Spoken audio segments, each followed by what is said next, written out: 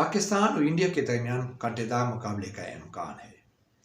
Melbourne stadium में पाकिस्तान और India के दरमियान T20 वर्ल्ड कप का शानदार मैच देखने को मिलेगा, लेकिन ये तवक्को की जा रही है कि बारिश का इम्कान है।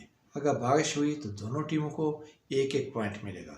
अगर बारिश न हुई तो यकीनन पाकिस्तान और इंडिया के शौकीनों को दिलचस्प मुकाबला देखने को मिलेगा। आपका क्या ख्याल है कि ये मैच कौन जीतेगा?